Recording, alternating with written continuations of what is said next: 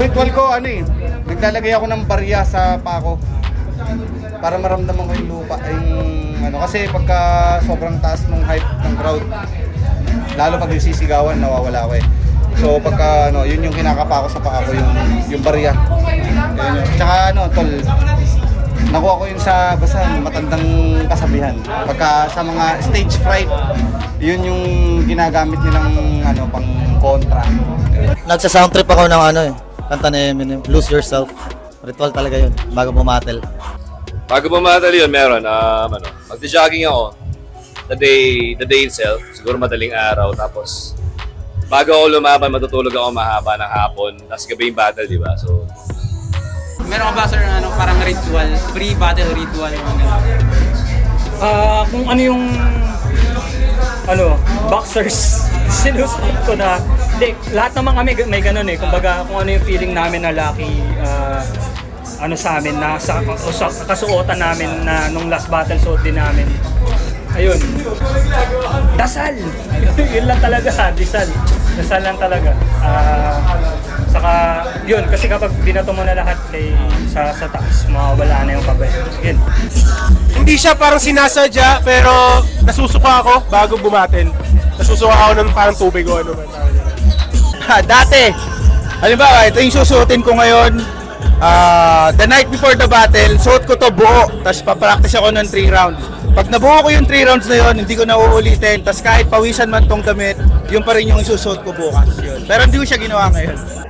Ritual, wala naman. Kailangan lang parang kompleto yung tulog. Ayoko na yung parang pupunta sa battle ng walang kain. Di ba? Ang hirap na gawin nun. Kaya yun yung dahilan kung bakit ako minsan nasusuka. Ritual dati actually meron ako. Kapag battle ko, bumibili ako ng bagong shirt. Ang weird na bumibili ako ng bagong shirt. Gusto bagong bili yung shirt ko. Pero ngayon siguro ritual na lang yung condition na lang sa katawan na dapat 1 week bago yung laban tapos na yung sulat ko, nagkaabisan na lang ako. O kaya naman condition sa dapat bago yung araw ng laban may tulog talaga ako ng maayos, hindi yung puwet ako, hindi yung pagod ako. Yun. Ritual ko madalas bago makat ng stage, pumapalo ako sa stage, sign of the cross. Tapos bago mag-announce si Boss Arik off-cam, bago niya i-announce yung mga pangalan namin, bago niya kami introduce, sumisigaw ako ng isang malakas lang. Hindi siya maapa, parang magbubuga lang ako ng isang malakas na sigaw, pampaluwag ng dibdib.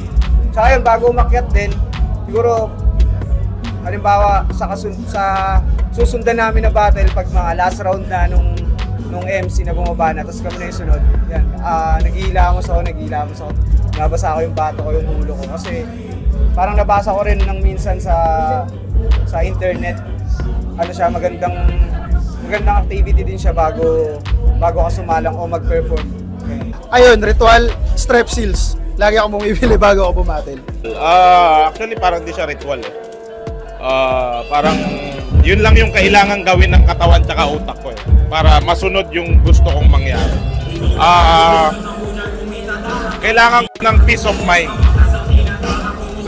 Tapos yung mga yung practices ko like tongue memory, may tinatawag kong tongue memory. Pag nagpa-practice ako, kakain ako ng isang bagay. Paulit-ulit 'yon. Tapos bago ako bumatel, kakainin ko yung bagay na 'yon para mag-connect yung tongue memory tsaka yung Saan talaga napaka-importante ng tulog. Tulog, magandang tulog palagi. Pag ako hindi talaga ako nakatulog before battle, parang yung vibe ko sa battle is parang pagalit, pasigaw. Kumbaga, wala akong cool, wala akong chill, di ako chill. So, importante yung tulog sa akin. Pag feeling kong kabisado ko na yung linya ko, matutulog ako. Gigising na lang ako ng ilang ulit na lang na i-re-recite. Pag nagawa ko, okay na yun. Tulog. Siguro yung ritual ko sa battle, minsan naglalagay ako ng barya sa sapatos ko, ganun, para maramdaman ko yung paa ko na nakaapak sa lupa. Yung nakikinig ako ng mga music na magaganda. So, nag-exercise din ako. At the same time, bawal ako kausapin bago bumatel. Meron ako, sa practice. Yung 1, 2, 3 count, yung best ko siyang pinapractice, body shop. Yung round 1, round 2, round 3, tatlong best ko inuulit kada rounds. Bali nagka-practice ako araw-araw ng siyam na rounds. Basta sober dapat ako, parang walang amats pa. Kasi wala din. Dati ko pa rin naman siya ginagawa. Kapag hindi ko pa siya binali kahit nung nagsimula ako sa flip top. Talagang hindi talaga ako bumabattle ng may amats-amats. Kapag sober talaga, parang gano'n. Hindi ako umiinom, mga 10 days o 2 weeks. Yun lang. Oo. Kumakain ako ng tao. During battle na yan, Hindi. Wala naman. Siguro lang. Natural lang na pagkakabisa, natural lang na mga ganung ginagawa ng isang battle MC lang din. Wala naman. Parang gusto ko lang wala akong kausap. Ayaw kong kumausap ng tropa muna bago lumaban. Nung may jowa pa ako, ayaw ko muna makipag-usap kasi ayaw kong umantong sa punto na mainit ulo ko nun eh. Baka magkaaway-away. Baka magkaaway kami. Baka sisira yung konsentrasyon ko. Madalas akong bumabattle ng para nakainom. Kasi talaga ako mahihain. So kapag umiinom ako, nalabas ko yung karakter ko ngayon, Manda Baliw na baliw. Ayun, yun lang. Pag nagsusulat ako, ever since hanggang bago umatel, nagsasound trip ako lagi ng love songs. Hindi ako nagsasound trip ng rap. Kaya pagka tinanggap ko yung battle hanggang sa mag-battle ako, hindi ako nakikinig ng rap. Kasi pag nakikinig ako ng rap, parang ina-analyze siya ng utak ko dahil naka-battle mode ka. Unlike na pagka-love song, music lang siya, background music lang siya. So, ayun, bago bumiyahe, pinapakinggan ko mga Mario Comments, mga shit, mga mainstream palera shit.